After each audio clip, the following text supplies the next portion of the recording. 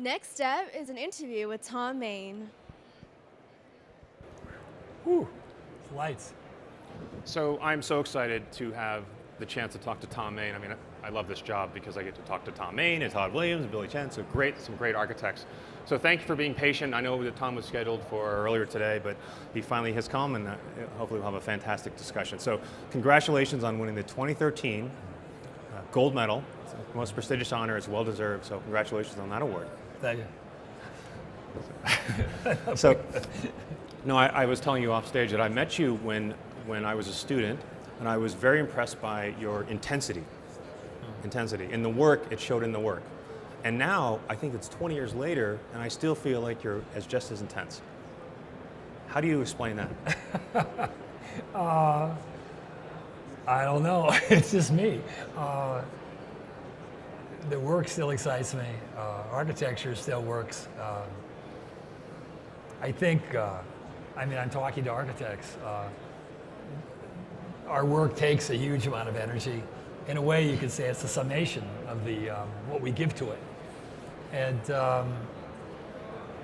I don't know what to tell you after that. It's just normal. It's just how you work. And I work with this incredibly, always interesting, highly energetic, younger people that stimulate me.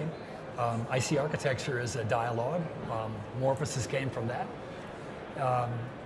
And the dialogue is something that gives you a huge amount of energy. Yeah. And I think when you start losing that energy is probably the time you're going to stop making architecture. Yeah, but your work certainly does not. It seems you have a long way to go. Yeah, hopefully, there's a lot not. more architecture in you. So when you started, you had a partner, Michael Rotundi. Yep. And then you separated. Yep. And yet you still work very collaboratively, as I understand it, knowing some of your actually more started senior with associates. a guy named Jim Stafford, and we formed the idea of Morphosis as a collective, and it came directly from Archigram. And I was the generation Oma, Coupé Blau, etc. And we were challenging the egocentricness of the author, that there was a collective work, and we would work under collective names. And Morphosis came from a very generic idea, the development of form, the process, and it was very connected to our ideas of the relationship of process and the work. And then Mike and I worked for 10 years, and that was up through 1990. That's already been a few years, close to 25 years, and had a really good run. And now I work with a leadership group that's forming again with 4 people. And the key is that it's a collective practice, and we understand it as that. So it's always been collaborative in your mind. Always. And so It's now, funny, I never, everything we do literally comes out of conversation. It comes out of dialogue. And, okay, I can enter and have my hands on, but the basic work comes out of a collection of thinking. And it includes, by the way, consultants. We sit down immediately with the structural and mechanical, and we include things that come out of performance as part of a creative process. And it's extremely important. It's getting more so in the last decade, where BIM, computer technology, the digital, where everything gets integrated very early, right? And in pre-concept, in the very beginning, you've integrated huge amount of technical information within your first conceptual ideas. Yeah. Yeah, no, I mean your work, even though I think you think that it took longer because you were doing a lot of paper projects in your maybe 30s and 40s, but it was always real, right? The work was never completely hypothetical. It was always real. It was always buildable, and you were always thinking about all these things, right? You know, I always wanted to be an architect in a kind of conventional way. Right. And we always drew and made abstract things, models and structures, and they were tangent somehow. They were both themselves and part of the process, but we also built things. I was 33, 32, and we built 2468 house, and we built it. And our first 6 projects, we constructed it. And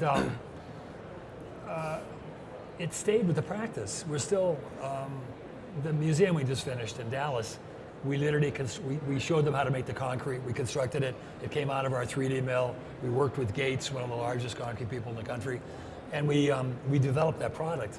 And it's a residual of the beginning of the firm that's still very much part of the firm that's now 80 people. Mm-hmm.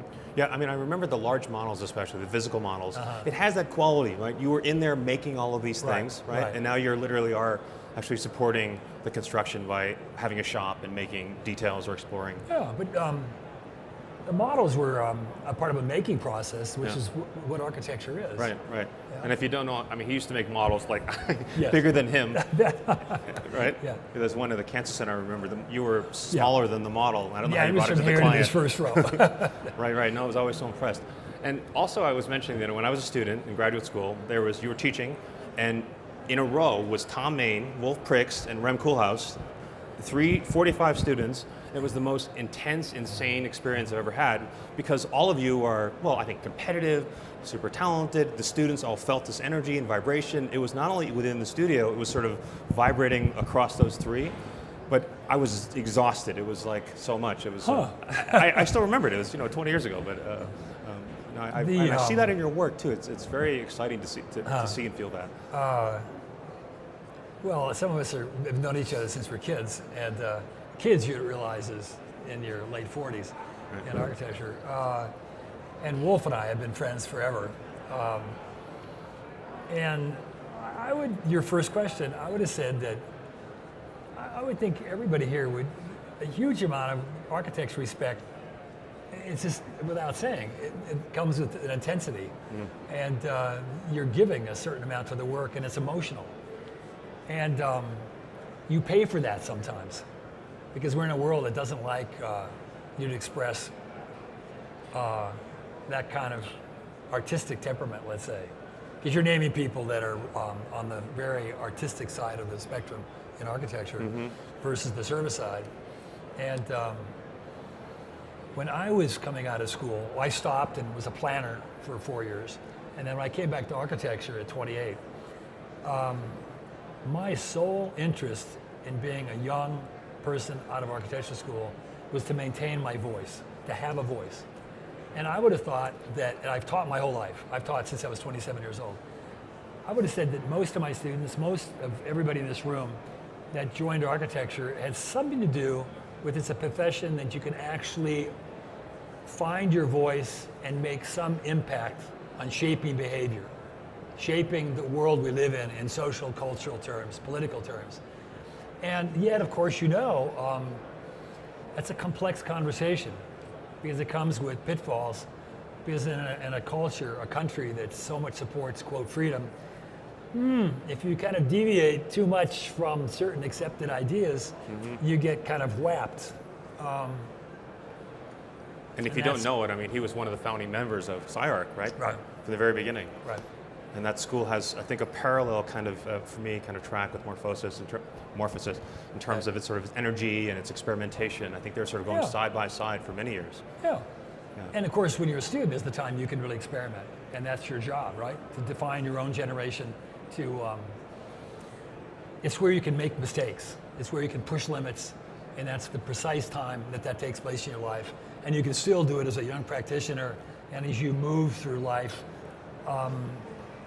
they're a little more calculated because the risks now come with huge responsibilities and investments, et cetera. And it's a very different kind of notion of risk than when you're young. And your job is to push the envelope or define who you are as your generation and what you're contributing in evolutionary sense to the generation in front of you and the generation in front of that. You sense that? You're a younger guy, younger than me. Not that young. I'm younger and than you're you. now looking for, what do I do? Right, that's What's right. my role? That's right. And how do I contribute based on whatever's left in front of me as I begin my practice? No, but that's right. I read about that. You said at 45, you said you had some kind of self-reflection, and you said that you were a little bit angry and you wanted to do something. I feel the same. Not that I'm angry. I just want to. How old I are have you? to do something. 45. Woo, it's coming. No, look, this is a really, really weird profession. I'm having 2 new knees put in a couple months because I want to ski again. And it's one of the absolute, I connected to UCLA, so I get absolutely the top surgeons in the world, and the guy I'm getting name's Thomas. He's one of the specialists in the world. People come to study him, an intern under him, and the stitch I'm gonna get is about this long, and I'll be walking in one day. He's 43 years old. He's considered absolutely top of his game, and he has been for probably, I don't know, at least 8 years. At 45, it's typical in this country, you're not quite getting your first commission if you're on your own, right? And 48, 50 maybe. Neil Denari got his first big competition in Taipei 6 months ago. He's 52. Frank Gehry got his first big commission. He was actually a little older. He was 53, 54, 55. I was just before 50. And it's hard not to get frustrated. We'll talk about it in a couple of years, because you're at 45, you're not a kid anymore. There's not a whole lot you're going to learn, really, right? You are who you are. And I think all of you out here, which are starting your own practices or on your own or however you're doing it, I can't imagine you wouldn't have the same kind of sensibility, because you're ready to move. And architecture is just more in this culture in the US than it is in Europe. You'll be 35 and you'll start. In Japan, ditto. China, way down. Whenever you come out of school, you're ready to go because they need architects. And it's, I think it's normal. It's not, I can't imagine anybody being any different. Well, I can't believe it. I actually have to stop because I'm being told we have to stop because our time is up. And I wish Our time's up. I would like to go. We're in negative time, but I would love to do this. I wish we could do it longer. But thank you so much, Thom Mayne, 2013 AIA gold medal winner, well deserved. Thank you so much. Thank you. Thank you very much.